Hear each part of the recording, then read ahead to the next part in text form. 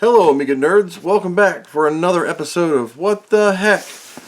I got a small box in, and I forget who it's from. I peeled the address label off for privacy, so I'm going to cut this pizza open. Where's your fancy microphones, Chris? They're charging. And I would have knocked them off anyway.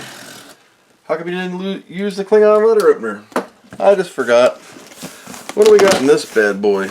Ooh, it's a big box, so it's going to be something big.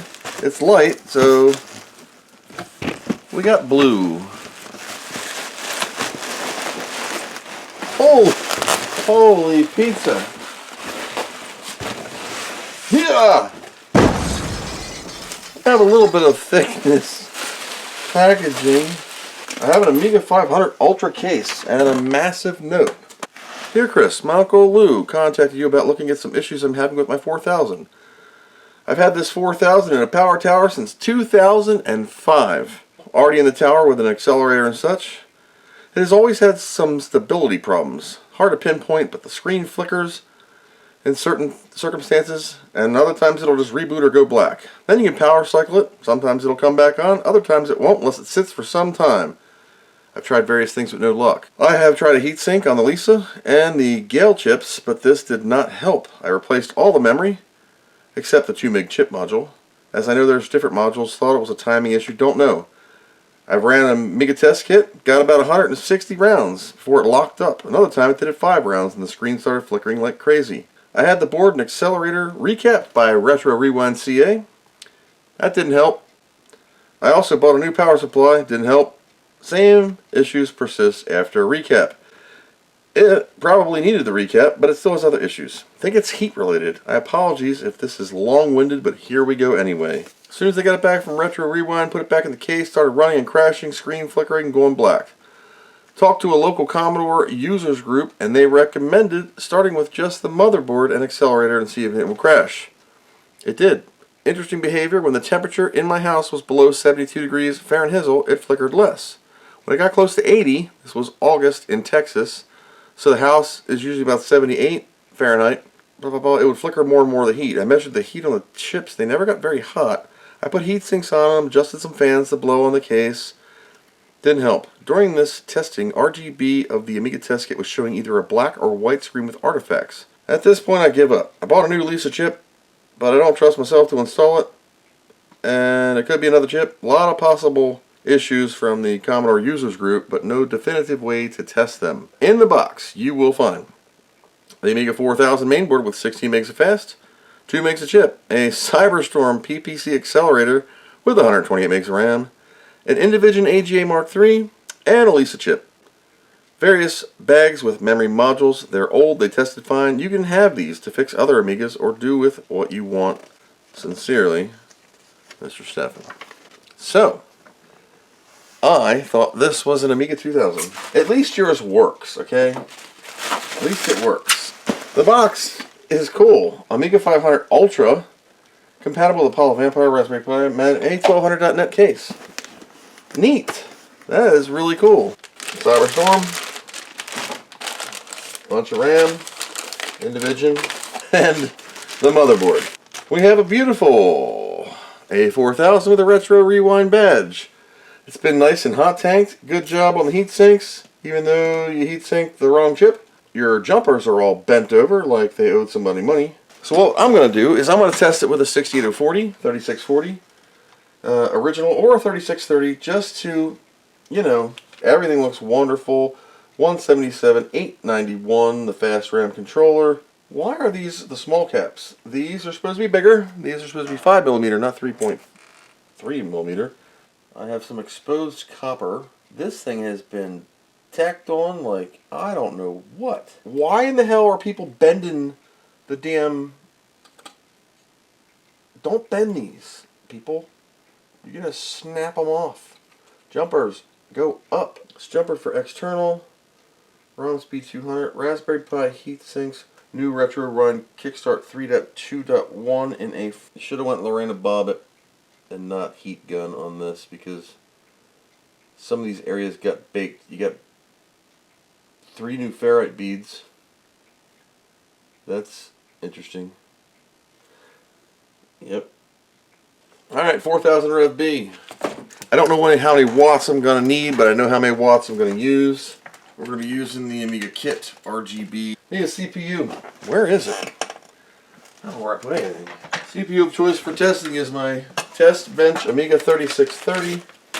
No additional things are going in here. I am going to set this to internal because that is what the 3630 uses. Strap is on. Energize the monitor. I need a mouse. Turn the power on to the power supply. Hit it. Boom.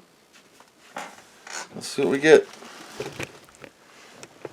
Alright. Instantly comes up to a 3.2 burgundy screen. Blinking disc. Why? No boot device. I'm letting this sit for a minute. This is a 3630. We're going to be using the GoTech in just a second. I just want to get some initial temperature readings. Let's see. Super Buster 11, 73 degrees Fahrenheit. Ramsey 73.4. Alice 76 in heating.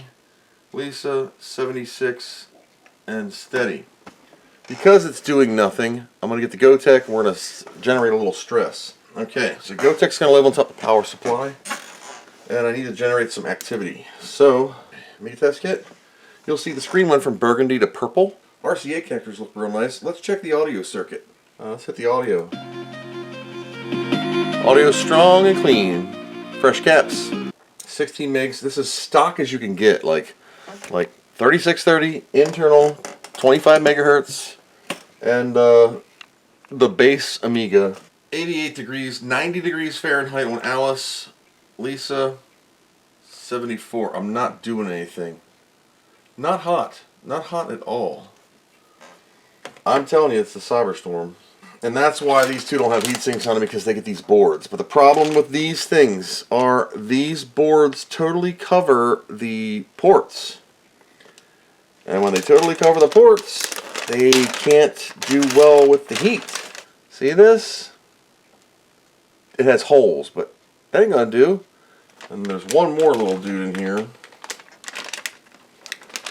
for the AGA Mark III. It's the rear board that gives you the HDMI and the VGA connector thing, and you get a little ribbon cable that this thing plugs into right here. And there's the Lisa chip, which we could do, but I don't think it's the Lisa chip. You should just hang on to that. Like I said, I'm going to see if this locks up. I'm doing this on purpose. Exactly what your note said. These memory modules of randomness. You don't know what they are, but you're giving them to me to donate. I greatly appreciate that. Thank you so much. Here's the Super Duper. If you've never seen one of these, they're really cool.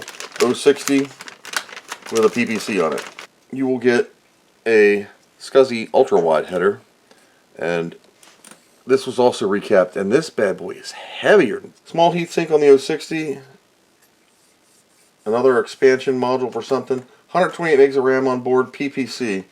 Funny thing is, unless you're running the warp up, you don't really need this. Again, checking the heat. Alice is your heat baby.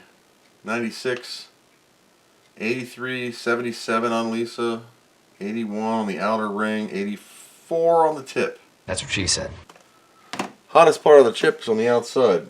I don't know if it's the Texas heat or the moisture, but this is so far been so good. Fans blowing all over everything. I'm going to try and recreate your problem. I have an idea what it is.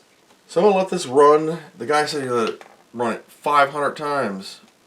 We're at 101 degrees on Alice. It's creeping up there.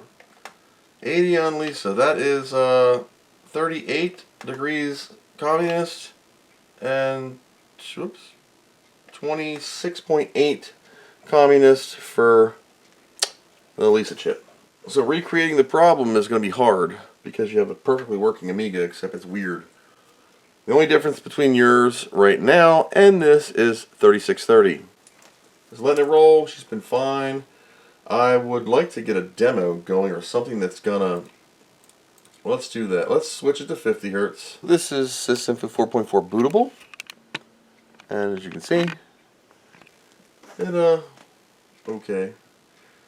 Speed, 1630, 882, 030 not in use, MMU because it doesn't have it. Oh, where'd they go, man? Alright, 25 megahertz, Cowabunga. Give her the old cold shower pull. You can see we're 0.89 of a Amiga 3000. Because this is just a test card that I can use to slap around into other machines that I work on, so I don't have to keep taking my things apart. I have a warp engine I can test in here also. Frontier Elite 2 Disc 1. It's not going to do a lot, but it's going to generate some graphical heat because of the intensity of this program. It's going to take a minute to load because, again, it's still a floppy, and we'll see what we get. God, there's some flux on that kel connector like you wouldn't believe. I'm still in awe over this accelerator. That's really nice. Heavy. Gotta turn it down as this music is like 80 degrees Fahrenheit on Lisa, 84 on the corner, 105, and it's heating up because I'm generating a lot of activity. Ramsey, what are you doing? Cool as a cucumber. Buster, you could give no F's. CIAs are in use. Paula, 108. Woo! 90-ish on the video deck. Lisa, 90. At one corner gets super hot. 106. Alright, so I've had 0 lockups with this so far. I've seen enough of that. Let's balls to the wall this mofo. Taking my 030 out. Setting the clocks back to external. Okay, so we're full kung fu here. PPC, Cyber whatever, Cyberstorm, PPC, and let's see what happens now. Same exact thing. Fan comes on the PPC. Disk loads. I'm leaving it NTSC. And dead.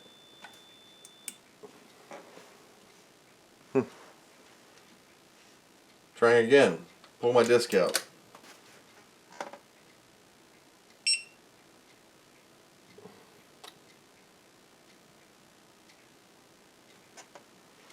Is that what you're talking about?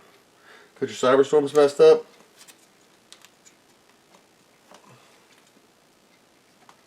Yeah.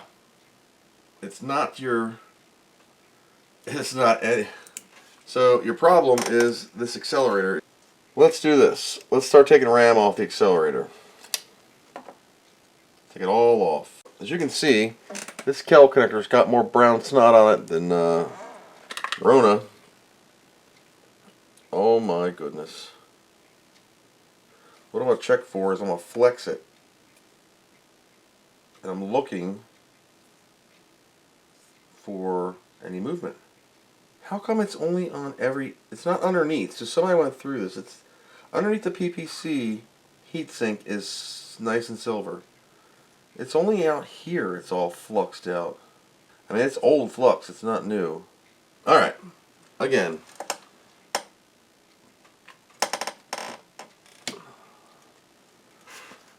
No RAM in the accelerator. A little different. It's the frickin' PPC. Or this accelerator itself. That kind of crap. It's exactly what your note said. So that, with this AGA Mark III, is going to do the same thing on HDMI or VGA. So that's with no RAM, okay? And it just glitched out. Deoxit D5, 1679 pre-Rona. Got a Noctuo fan on it.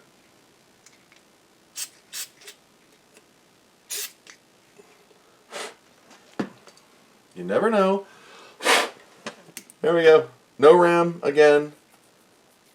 At least we've identified the cause. Same thing. Something's going on. Something's going on. Oh look. When I smack the crystal of the card. Look at that. Oh, wait a minute.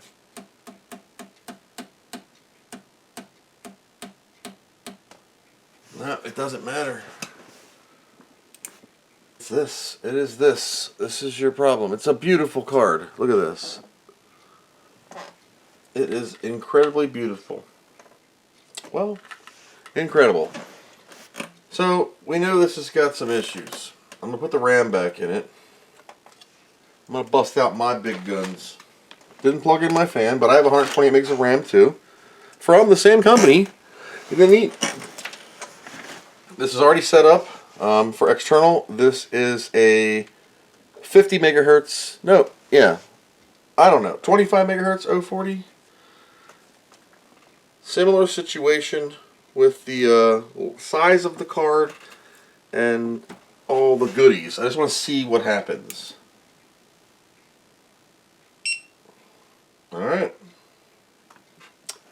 Huh. Perfectly fine. Let's boot that game again. Frontier Elite 2. 68040. My warp engine. I found your problem. Turn this down. Alright.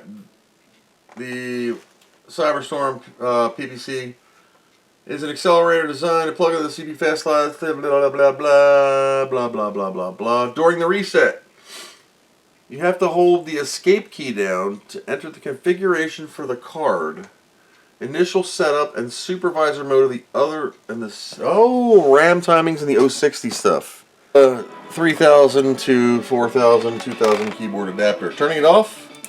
Hold down the escape key during the reset sequence. Problem is, I'm not going to see anything. I saw the mouse thing. Yeah, that's great. There's your ROM screen, or what would be your ROM screen. Let it warm up a minute.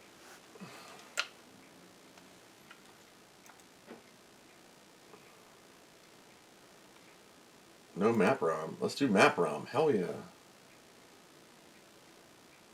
Okay. Save. Alright. We want it to map ROM. But does it save it? That's a little better, but still goofed. This works. Scuzzy. And I lose my screen. Damn it. This is 60. Oh, I can't see save. Turning it off. Turning it on. Holding escape. As soon as I click this, I'm not going to go. There we go.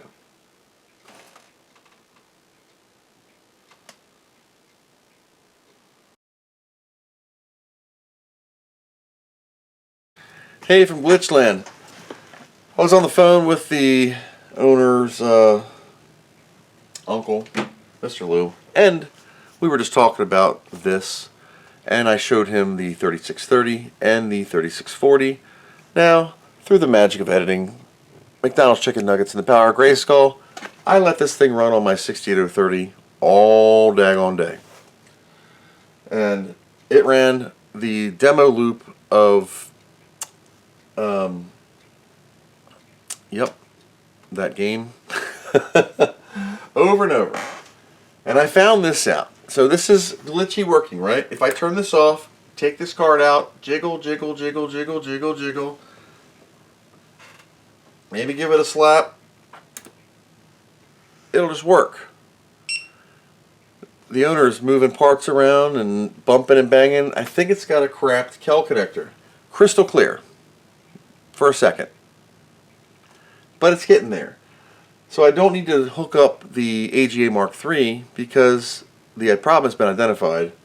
Now the cool thing is, as long as it's sitting at this before it goes all white and glitchy, I'm going to boot HD Setup 3.2. This will disappear and go purple for a second because it has no loading screen.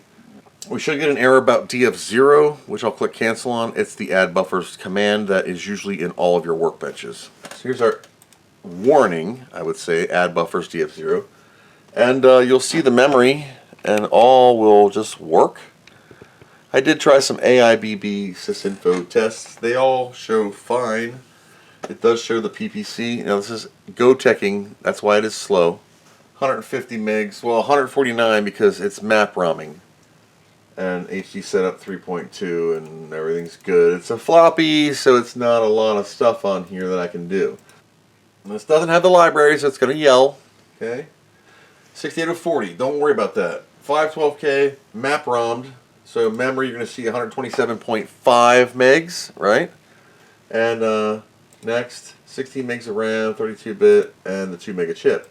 Perfect. Boards, Zorro 2, that is the Cyberstorm. Now it will, when I boot off of sysinfo, if I can, turning it off, turning it on, backing the camera out so don't go jiggle, jiggle, jiggle.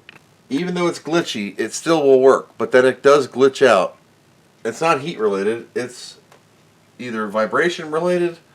That connector is touchy at best. There we go, there's the Thomas Richter ROM kit. Oh, there's glitching. See the glitching? That's when set patch gets executed, so the caches are kicking in. Let's zoom on in this pizza here. Yelling about the library. Okay, great. 68060, 882, MMU in use. 512K map ROM kickstart. Boards. Zorro 2, which is the 128K. That's the board itself. Memory, of course. Same thing, everything's cool. It's the same thing I just ran, but it booted it. And now it says 6060. All the caches are on, minus copy back, because 060 doesn't have it. Now, as long as I don't touch that CPU connector, it's going to be fine for now. You saw the issues I had. Where's my display? Just murdered my Gotek. I have no display on my Gotek. So I need to turn this off for a second. Let it sit. And turn it back on. There's my Gotek screen. Crazy, right?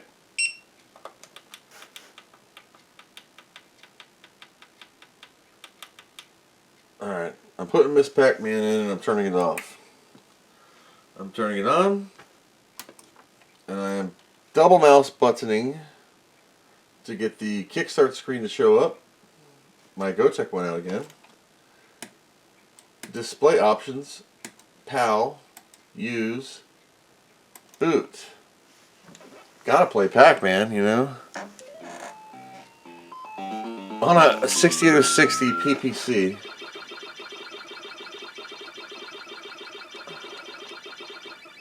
Got the pattern going here, guys. Oh yeah. Popped a cherry. Alright, we're rocking. It's good. Got it. And it will run all day like this until I need it. So turn this off. So PAL, NTSC, they're working fine. If I move this connector, it freaks out. But once she's warm, she works good. Temperatures. 102.3 Fahrenheit on Alice. 94.2 on Lisa. Super Buster, 87. Can't see Ramsey. Hello and welcome back to the next day. After speaking with the owners about this issue and this Cyberstorm, and I think it's the connector. Number one, it's got a tremendous amount of flux all over the connector, so it's either been touched on or something's wrong with it, and it looks okay internally, like me looking at it, but who knows, it could be a connection on the board. I'd have to remove the PPC itself, heat sink, and the fan module, and the memory slot, and all that stuff to get to it, and the fan header, and it's an extremely rare card. This thing is heavy, man. I mean heavy. But we know it works with the 3630 and the Warp Engine 040 from my other Amiga. So unfortunately, I cannot repair this card, but we've identified the problem and we know what it is. So they actually have something similar to this to put back in this unit so it can function again. So at least this works. I didn't have to do a single thing to it. It was mainly testing out why this wouldn't work and what this weird issue was. Luckily, I had some on-site cards that I can use to test things on these boards without potentially destroying my own machines or having to take them apart all the time, and that's the ultimate goal. The ultimate goal is to get my 4000 bench board working, aka the Black Beast, so we can have something that is a test bench board easily to test cards and processors and other chips potentially to verify these free pair boards. So anyway, that is all I got for today. By the time this video comes out, I will hopefully follow up with an update on how this is doing with a replacement card and if they were able to get this board fixed. So until next time, thank you guys for watching this short-ish video. I appreciate it greatly. Consider a subscribe. It greatly helps a brother out. Until next time, thanks for watching, and I hope you learned something.